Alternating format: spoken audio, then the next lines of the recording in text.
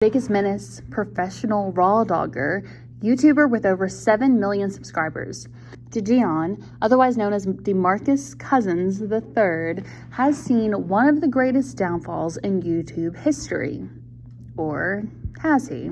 On October 27, 2023, Jidion released a video quite unlike any of his previous ones. The video was titled, "Goodbye Jidion, Say Hello To," with a link in a discussion about how he is changing his content and will thus be known by his new YouTube name, Jidion. To assuage my curiosity, I watched the video. Jidion set out and explained that he was no longer going to be making the type of content that he had become known for. Instead, he was going to be making Christian content. Now, this is something that I was quite shocked by. My first exposure to Jidion was through Britain's YouTube champs, otherwise known as the Sidemen, and subsequently Beta Squad. These two British YouTube groups have over 27 million subscribers just on their main channels alone pulled together.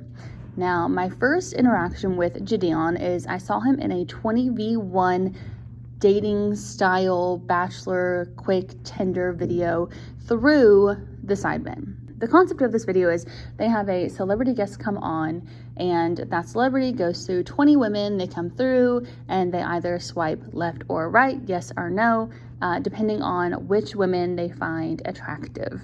Now, the real issue with this concept, if that's not bad enough for you, is that during this process, after that, they have one-on-one dates where the celebrity wears an earpiece and has to do whatever the people in the booth, aka the Sidemen, tell him to do or tell her to do. They've had one woman come on the show.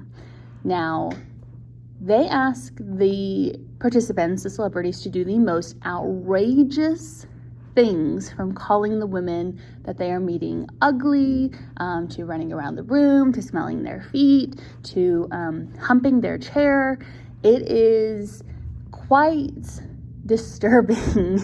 Now, Jidion, I knew that he was an American YouTuber. I had seen him with Nico Amalana, which is a member of the Beta Squad, and they did a series together titled The Biggest Menace. They essentially went around and it was like a prank competition, crossing, the pond, both in America and in England itself.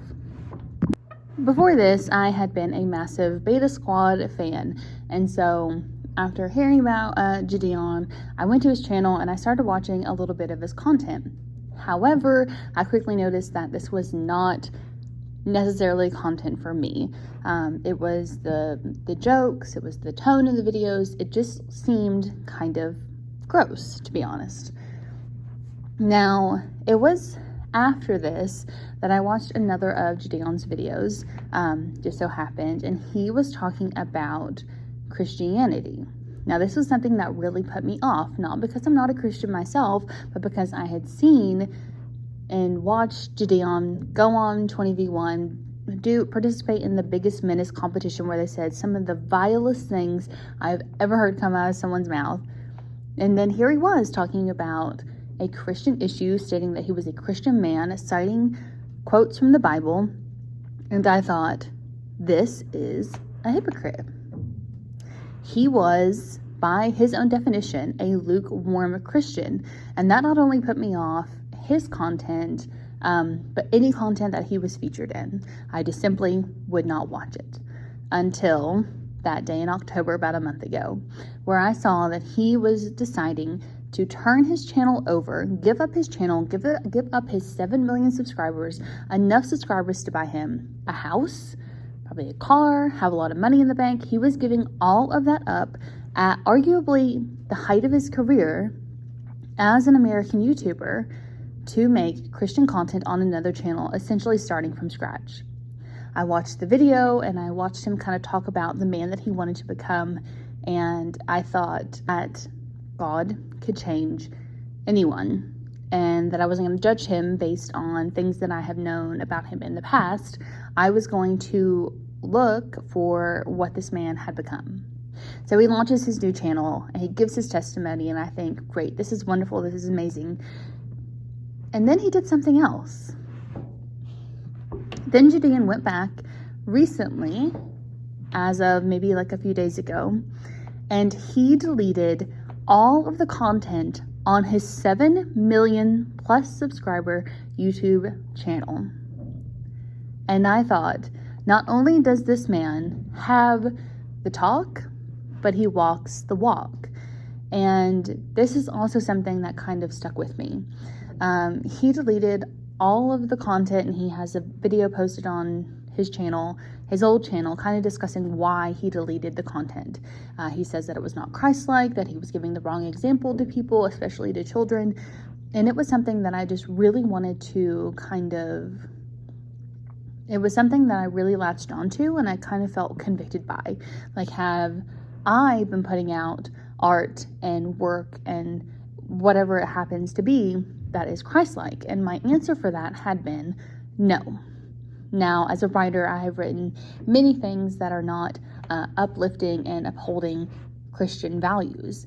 So he kind of convicted me, like, seeing what Jidion had done kind of urged me to take a look at my own creations and kind of go back and delete some of the stuff that I had been making. And it kind of also convicted me in another way.